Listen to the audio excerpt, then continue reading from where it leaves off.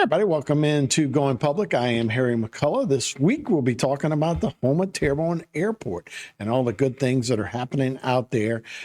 Recently, they were host to the big LAMA annual conference. It was held in Houma on October 6th through the 9th. Here to talk a little more about it is Andrea Dupre.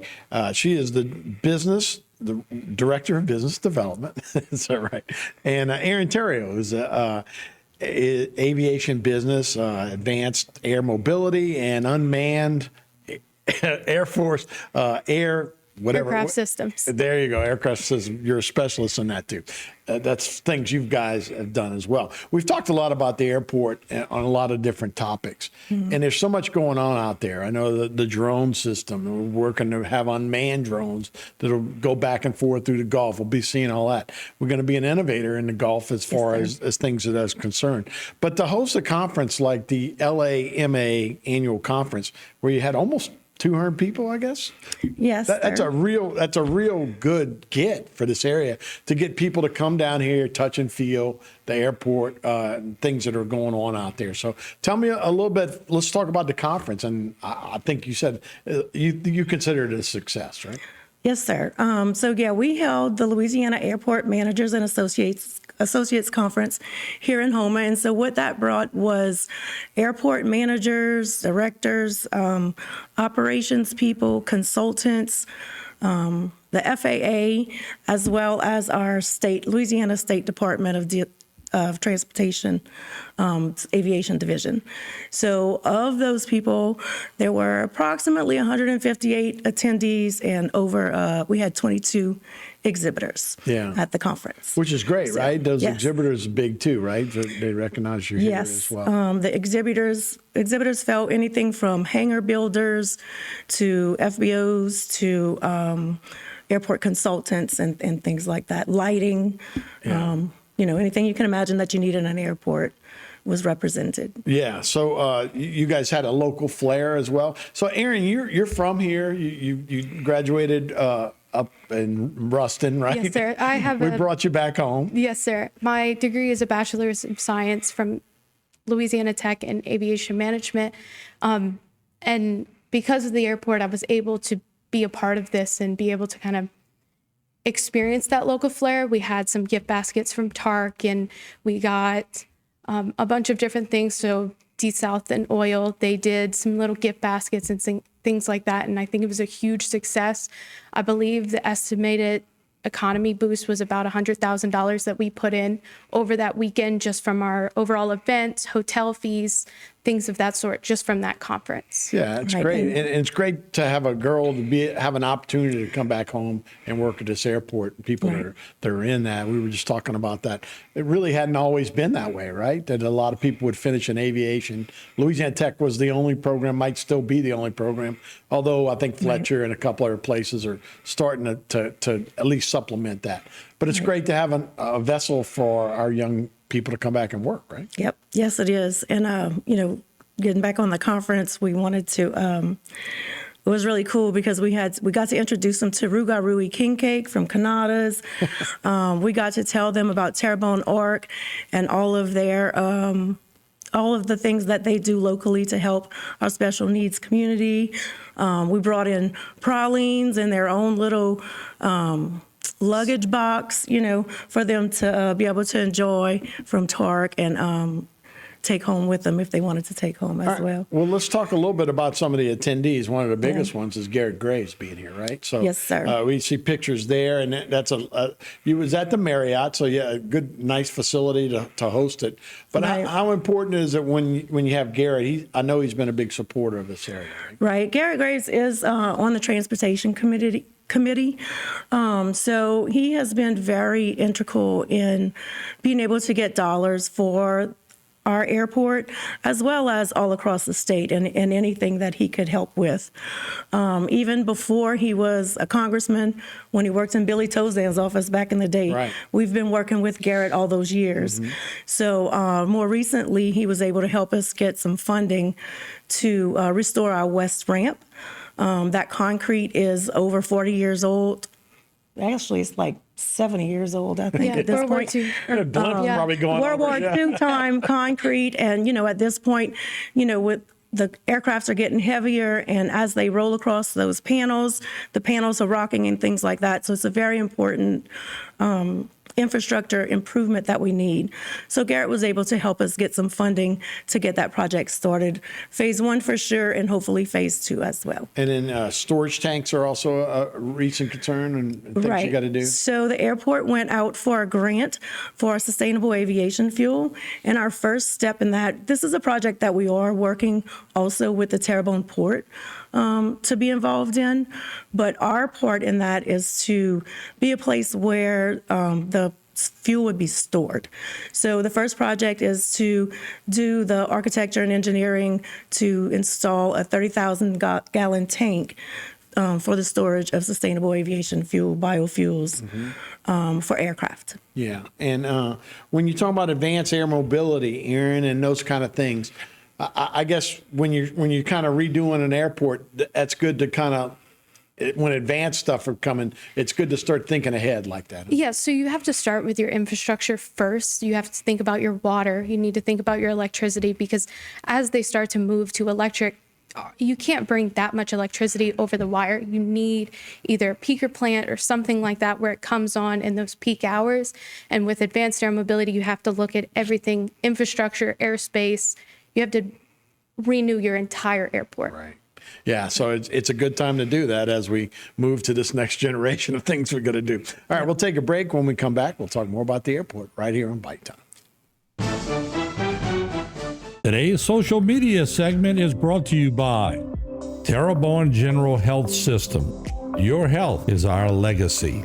Rouse's, you're either local or you're not. Buick, the craft of modern luxury. St. Martin and Bork, know your rights.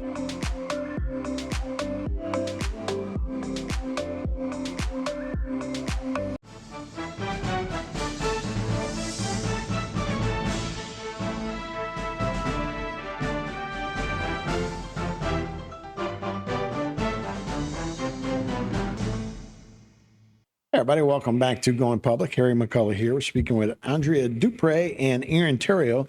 They're with the Houma-Terrebonne Airport. So, guys, we appreciate it. We're talking a little bit about the LAMA annual conference, and some of the big hitters that showed up were with the FAA, right? So, Yes, sir. Pretty impressive, and actually had guys commenting on social media, which, when you get a guy like this, Rob Lowe, I was all excited. I thought it was the actor, and I know he gets this all the time. But to have the kind of things that he said about you guys on public like that is pretty good work, right? Yeah, it's really impressive. We were excited to see what he had to say after he left. But so he did attend the conference, Rob Lowe and senior advisor Blair Hess. So being that they were going to be here, they had been wanting to come to our airport, see what we had going on, learn about the UAS program that we have, that we're putting infrastructure in the ground for. So they were able to come out. They spent 2 days with us even after the conference.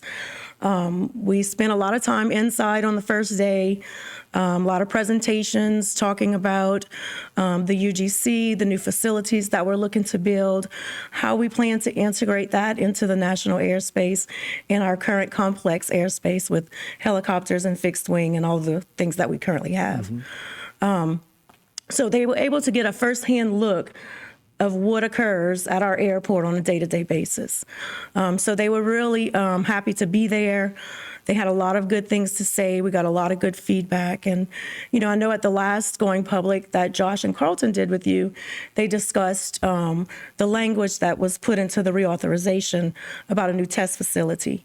So, the regional administrator of a region doesn't come to your airport every day. Right, so we were very excited to have them there and to be able to show them, our place, how great it is, and what we're looking to do in the future. Yeah, Rob Lowe is the regional administrator for the Southwest region, and Yes, Blair sir. Hess is the senior advisor for the Southwest region. So, Yes, sir. they're all good. And Hess was actually involved in another program you guys are going to work on, right? Yes. So if you haven't heard about it, the FAA has actually put together a program on Minecraft for children to learn how to build airports. So, all the craze these days with gaming and things like that, and Minecraft, of course, is building. So Blair Hess was one of the top creators of the FAA Airport Design Challenge. So I've recently spoke with Christy Landry with Bayou STEM and gave her the information. We want to get our community involved. As an airport, our job isn't to just bring business to the airport, but it's also to get out in the community and reach out. And so this is a good way to be able to do that. They have different levels. They have K through 4. They have like a 5th through 8th, leveled out, but depending on if they're little to high school age, and it's a competition. It started September 1st, and it runs all year. You can get in at any time, but that also, it's a really neat program, and it was really neat to meet the guy, Right. that developed it. Hey, Aaron, talk to me like I'm not a boomer and tell me exactly what you do in Minecraft when you go in there and design something. like that. Okay, so what it is there's a series of YouTube videos where it takes the student knowing nothing, and it takes them to airport layout, what the lighting system looks like, what signage do you need, and it's all self-guided, and you can have teams to up to 6. So once you have your kind of design of your airport, how you want your taxiways and your runways to be, then after that, the FAA will actually give you feedback on what you need to change, what looks great, and then you go from there and you start designing the actual building. So your terminals, your administration buildings, they talked about how some kid was making, it was a nuclear-powered baggage claim, something like that. So you have all these imaginative kids that are coming up and designing airports, and they're thinking of ideas none of us could. Right. And look, I mean, that's where you would find talent like that too, right? Is somebody doing that. Right. I'm sure the FAA has pretty strict guidelines. I mean, I would have stuff crossing over and crashing into each other, but but yeah, it's a great way to identify talent. Right. And they actually get to work with like FAA designers and architects and engineers and stuff that are in the FAA realm to help guide them along. They don't just say, hey, go build an airport. Right. They kind of give them, an idea of where they need to start and then go from there. So it's really a cool program. Yeah, we're talking about like the airport involvement. Okay, so that's K through 12. But then we look at the educators. So Fletcher, Nichols, Alexandria, LSU Alexandria, and Louisiana Tech. What's that like for those? I guess that's 4 people right now that are involved. We hadn't had this. This is all pretty new besides Louisiana Tech. So Bayou STEM is run out of Fletcher. So that's why, we talked to Christy and we hope to do more. And what Aaron and I have been talking about for us are programs to get into the different age levels, K through 12 schools, at different times to introduce the airport. I mean, I've lived in Houma all my life. I knew we had an airport, but a lot of people don't realize. They see helicopters flying, but some of these kids don't know that we actually have a living, breathing, very busy airport in our own backyard. So not only that, workforce shortage is an issue for everyone right now, especially in the aviation industry. We need air traffic controllers, we need mechanics, we need pilots, all the things. So we want to introduce that at an early age into our school system here. So Erin and I have been, that's been kind of like a little pet project of hers and I's, where when we have extra time from all the other work we're doing, we're trying to put something together for them. No, that's great. And, everybody's trying to match up, a career down the line. It's a great, awesome opportunity for that. All right, we'll take another break. We'll be back when we're going public right after this.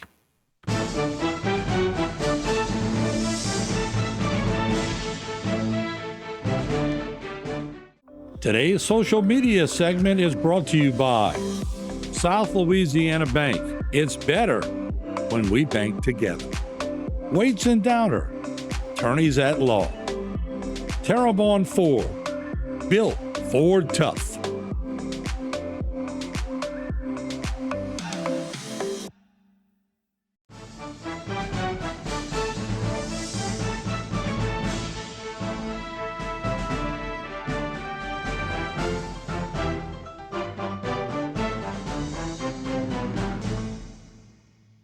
Everybody, welcome back to Going Public. Harry McCullough here. We're speaking about the Houma-Terrebonne Airport with Andrea Dupre and Aaron Terrio. So let's talk the Louisiana Tech. And for those that weren't following, Louisiana Tech is the only really aviation university right now in Louisiana. But with Fletcher, with Nichols, and with Alexandria, LSU Alexandria, we're trying to expand those, right? So you guys are actually working with Tech right now to build a facility out there, and that goes with the unmanned drones, Right. So basically, or manned drones, right? We're building the facility. It's going to be. It was formerly known as the RPA Theater Admin, but we've renamed that.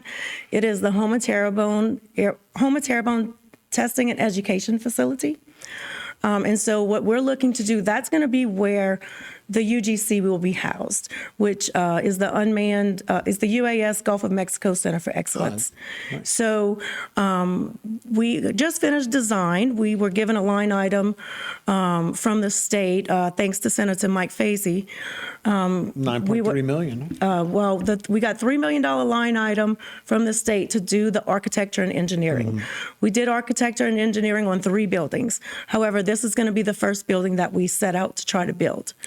So this building is looking like construction, and along with contingency and project management from the architect, about $9.3 million is what we're requesting in capital outlay. Aaron, tell me about with the internship, and you did an internship here, but tell me what that means for somebody to get their foot in the door like that, and how would it help us recruit? It's very beneficial because you learn about all these things in a classroom. I spent 4 years there, and you hear about airport operations, but you're never actually there. You just hear about it and you see it on the screen.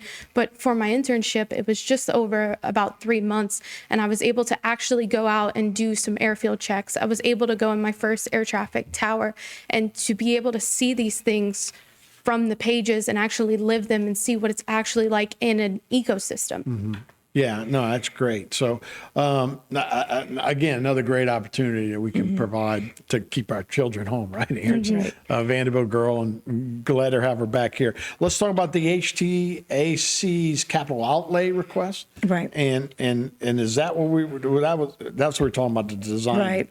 So, yeah, and so that's the, what you had on the screen earlier is what, we're anticipating the building to look like. And it would house the rooms where the remote pilots would be. It would have data centers and, all the different things that we would need, but it would also provide education space for Louisiana Tech. Louisiana Tech is looking to expand their program to where they can do flights here in Houma. So we're looking at hopefully, if everything goes as well as planned, right? They would have 1 to 2 aircrafts based here at Houma over the next 2 years, and then eventually 5, to where they can do some remote learning. They would also, they're looking into beginning a program for UAS at their facility. So what could happen is we have people here testing an aircraft where once it gets to a certain point, they can actually hand off control to someone controlling it in Ruston at Louisiana Tech. So this would offer a satellite school for them. Oh, yeah. The military's doing that kind of stuff from Las Vegas, and they're right.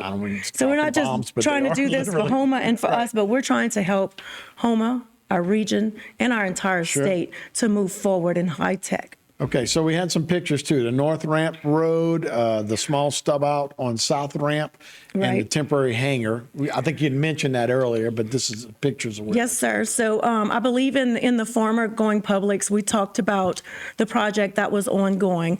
Well, now we can see we have an aerial shot that was taken by our friend Rhett LeCointe, good old DJ Rhett. And he was able to get some pictures for us of the actual concrete on the ground.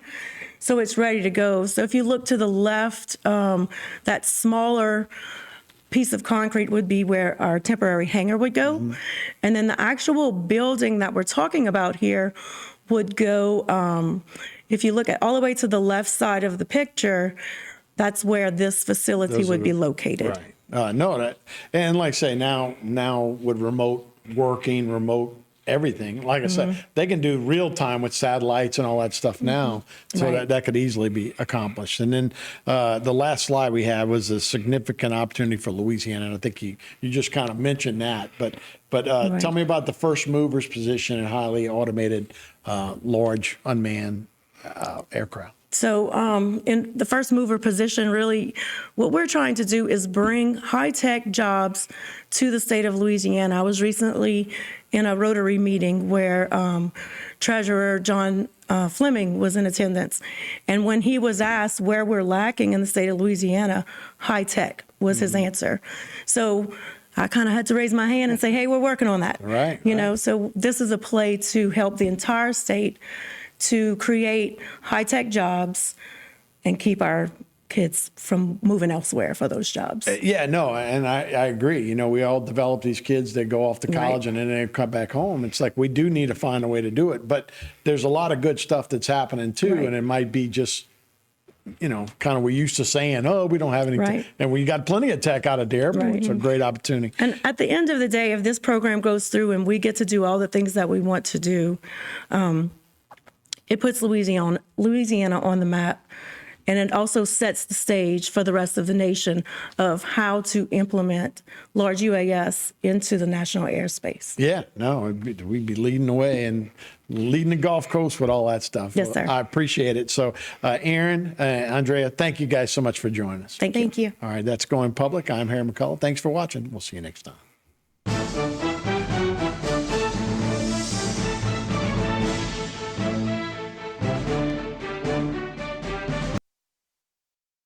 Today's social media segment is brought to you by Alford and Associates for all of your insurance needs. CIS, Cardiovascular Institute of the South, the highest quality cardiovascular care available. Barker Honda, the Barker family tradition of quality.